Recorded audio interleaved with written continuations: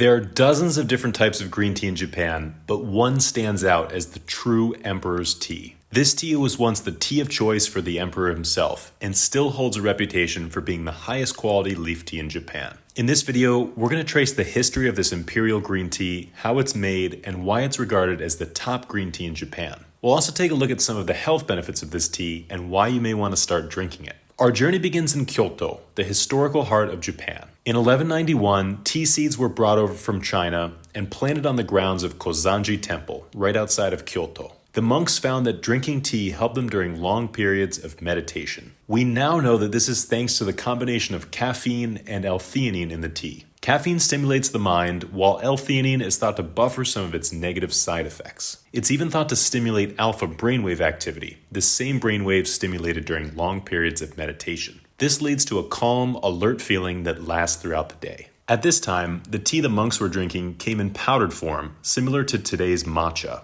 This tea was ground into a powder and mixed directly into water. Over time, the tools used to prepare the tea, like the bamboo whisk, would become more intricate and the rituals would become more strict, culminating in the modern tea ceremony. But this strict, ritualistic preparation of tea frustrated some, and soon a farmer came along with an invention that would change Japan forever. By the way, if you like learning about green tea, you should really subscribe to our YouTube channel so you can get weekly tea videos and learn about all different types of Japanese green teas. The farmer's name was Nagatani Soen, and he was from Ujitawara, another town just outside of Kyoto. He found that by steaming, rolling, and drying the tea leaves, they could maintain their freshness and be prepared in loose leaf form. This creation was known as Sencha, and to this day, it's the most popular type of green tea in Japan. To give you an idea of just how big of a deal this discovery was, they built a shrine for Nagatani Soen right outside of his childhood home. Tea companies donate money to fund the upkeep of this shrine as a way to pay tribute to the father of Japanese green tea. His discovery started a green tea renaissance, and soon producers began experimenting with different ways to produce loose leaf tea. Just down the road from Ujitawara, in a town called Ogura, a farmer would discover the so-called emperor's tea. The now famous tea farmer Yamamoto Kahei would travel around Japan to learn about tea cultivation. He noticed that tea farmers would cover their tea plants to keep them warm, and this actually produced a sweeter flavor in the tea. When the tea plant is exposed to sunlight, it begins to produce catechins as a protection against the UV rays. Catechins can actually produce a bitter flavor in the tea. So if a farmer wants to produce a smoother and sweeter tea, he can cover the tea plants in a special type of netting called a kabuse. Yamamoto Kahei decided to take this concept to the extreme and shade the tea plants for even longer. During the long shading process, the leaves developed more L-theanine and chlorophyll as well, leading to a darker color. When he took these leaves through the rolling phase, he noticed that the leaves became a very dark green, and they were even a little bit sticky. He named the tea Gyokuro, or Jade-dew, and in 1835, Japan's highest quality tea was born. Of course, the emperor at the time only wanted to drink the very best tea, and he would often make his selection based on how well the tea maintained its freshness. Before the use of refrigeration, the only tea that could maintain, or even improve its flavor over time, was Gyokuro. Gyokuro soon became the tea of choice for the emperor, and it earned itself the nickname the Emperor's Tea. Still to this day, Japan hosts competitions to see which farmer can produce the best Gyokuro tea. This is why you will often see Gyokuro being sold as Imperial Green Tea or Gyokuro Imperial. The flavor of this Imperial Gyokuro is unlike anything else you will find in the world of tea. The texture is thick and the taste is sweet and savory. If you were to describe the taste, you would use words more commonly associated with foods rather than drinks. Some will say a Gyokuro is brothy, savory, sweet, and they even might say that it's seaweedy or salty, almost like a bowl of miso soup. But how is the famous Emperor's Tea actually made?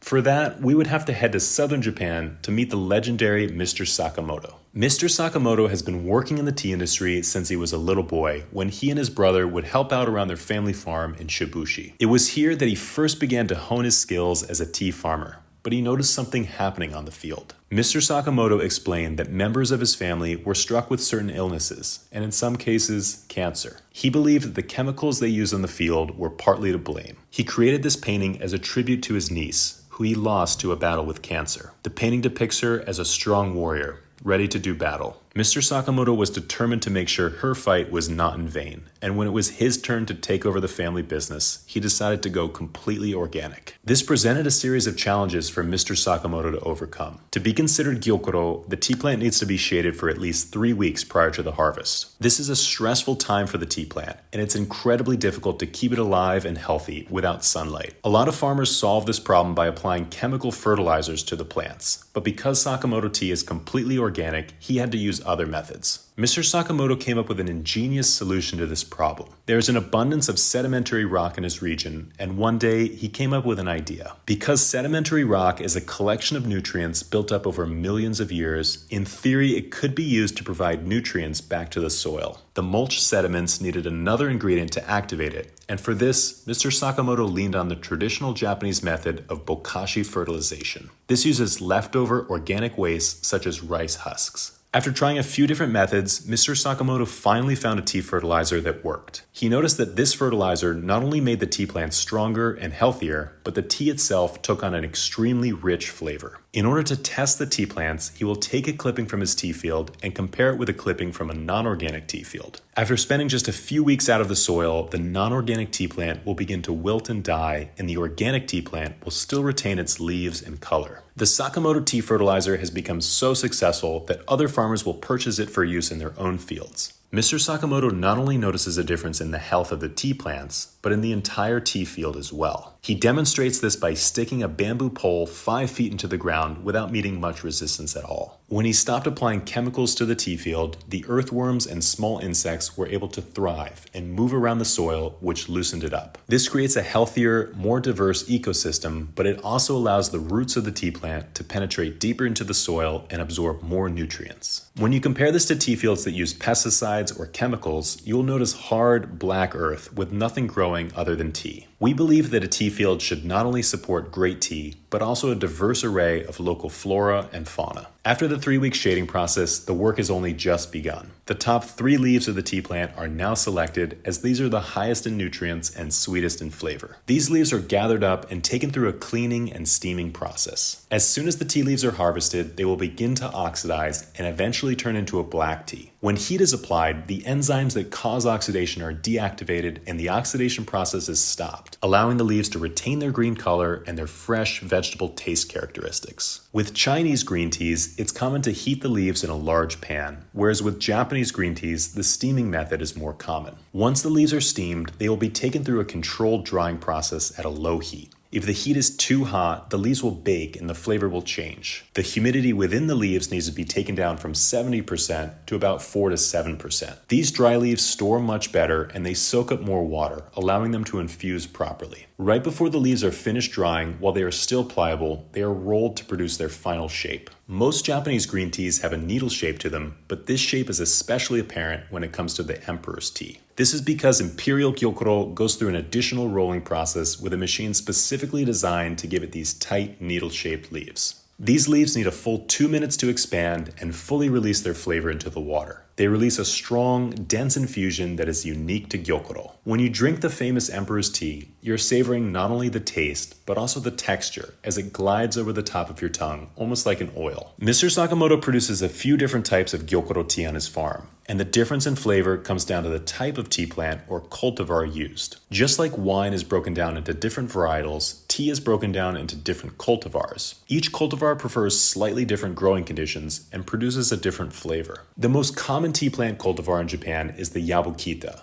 and this is used to produce the beginner's Gyokuro, the Cha Musume. This tea has a straight-to-the-point umami flavor and a light floral note to it. Mr. Sakamoto also grows a few rare tea cultivars on his field, like Okumidori and Saimidori. The Okumidori cultivar is known for its lack of bitterness, and it's used to produce the smooth and well-rounded Gyokuro teas like the Wakamusha. The Saimidori, on the other hand, is known for producing a light and sweet flavor, and this is used to make the so-called master's tea, or Cha Meijin. This tea has a nice warm sweetness to it with notes of caramel. Finally, we have the Sasa Hime, which is a blend of all 3 tea cultivars. This tea is well balanced and it works great as a cold brew. Not only does Gyokuro taste great, it also comes with a few health benefits. Just like other green teas, Gyokuro is rich in antioxidants, but it's also high in chlorophyll as well. During the long shading process, Gyokuro also develops a lot of caffeine. With as much as 120 to 130 milligrams of caffeine per serving, Gyokuro actually has more caffeine than a cup of coffee. Instead of getting a rapid jolt of energy and then a crash later on in the day, Gyokuro drinkers report having a long-lasting, calm alert sensation throughout the day. If you want to drink a green tea fit for an emperor, you can try some of Mr. Sakamoto's Gyokuro for yourself. You can find all of the teas we mentioned on our website, neoteas.com. Browse our selection and pick which ones you like the most. If you have any questions about green tea, please feel free to leave them in the comments below. But until then, we'll see you next time.